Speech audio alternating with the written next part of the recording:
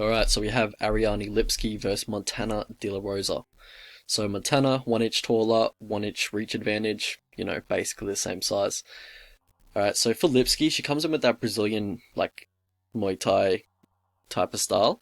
She stands very tall, head doesn't move too much, everything is pretty much down the pipe. But she does generate a fair bit of power, in respect to the weight class. You can tell when she hits opponents, they feel it. And I do think she has the speed advantage here as well.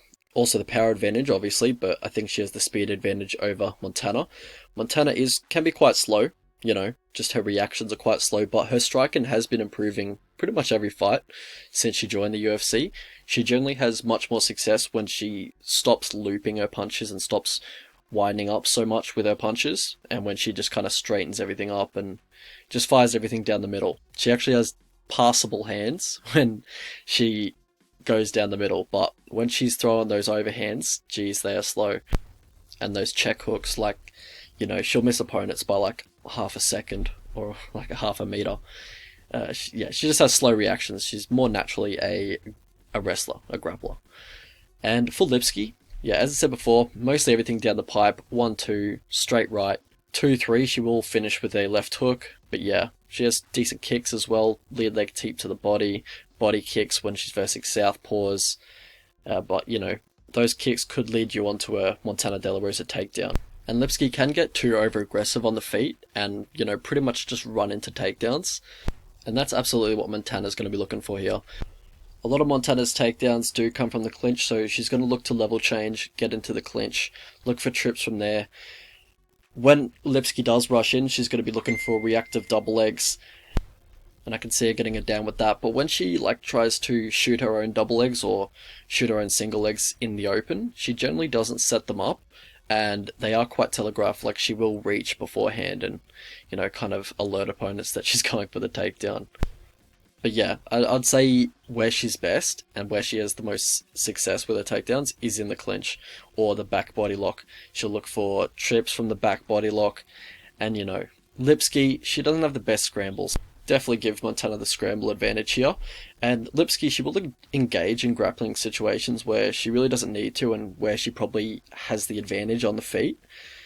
And then when she gets taken down, she often has trouble getting up. She doesn't have the best get-up game. Her guard is past easily. Just really needs to work on her Brazilian Jiu-Jitsu. And Montana is a brown belt on the mat, so I think she's got a roll if it does get to the mat.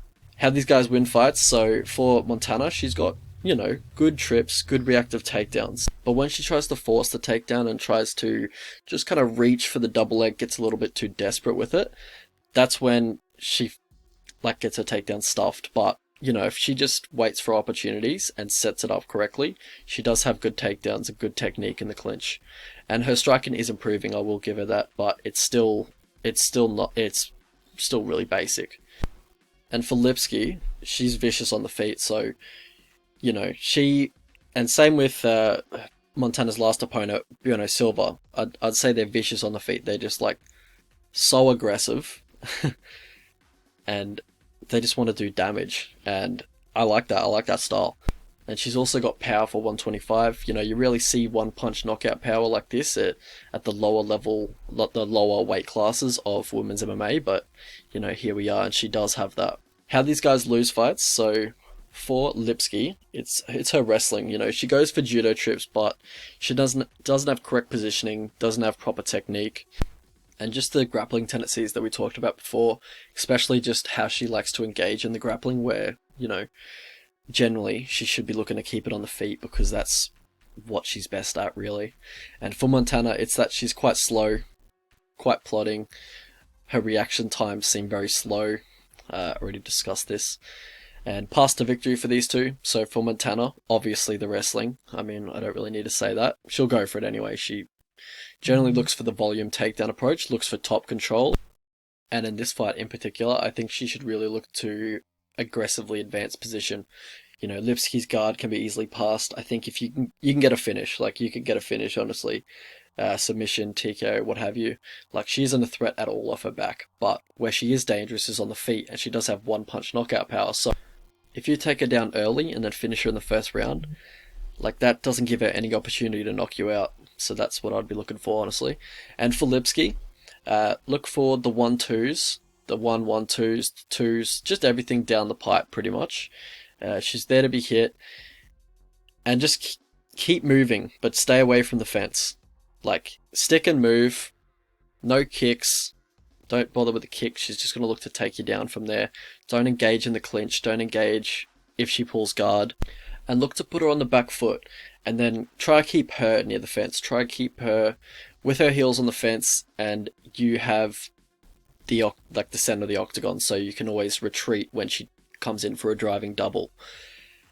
You don't want to have your back against the fence. But against the fence, if you're pressuring her, she's always going to be circling to her left. It's just kind of what she does. So if you can set up that high kick on the fence, if you can get her moving, well, you cut off the cage to her right, she's going to move to her left anyway, but also gives you an angle for that high kick or a left hook. So yeah, look for that as well. So how I see the fight going. So yeah, the book's out on how you beat Lipski. You simply just get her onto the mat.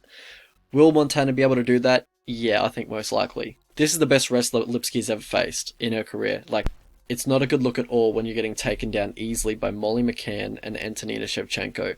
So yeah, I believe Montana will either win a very dominant decision or just get a submission finish on the feet. I wouldn't even be surprised at TKO. She should finish it, honestly. She has such a grappling advantage here.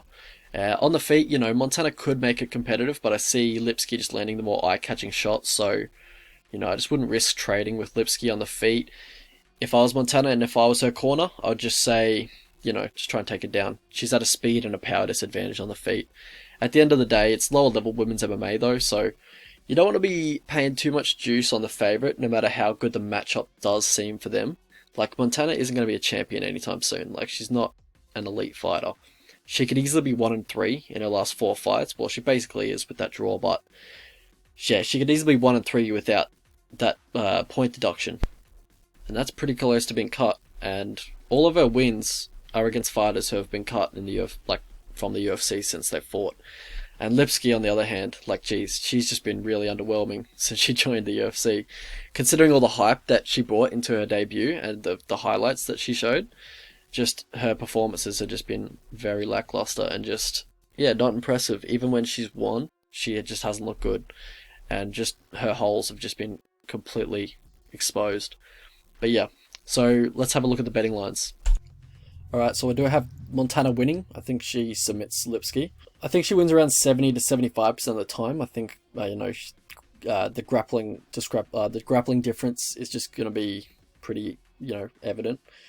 And what price I was looking to bet Montana at was probably $1.55 or minus 180. So if she gets back up to that price, I'd probably put 1 to 2 units on her. If she got up to $1.70, which I'm not expecting just the way the line's moving at the moment, I'd probably put 3 or 4 units on it. But yeah, I think if it gets to $1.55, I'm going to be laying 1 or 2 units on it, or minus 180. But yeah, I think at this price, I probably wouldn't touch it. But I also don't want to bet Lipski at that price. I don't really want to bet Lipski unless she gets to $4 or something crazy. But yeah,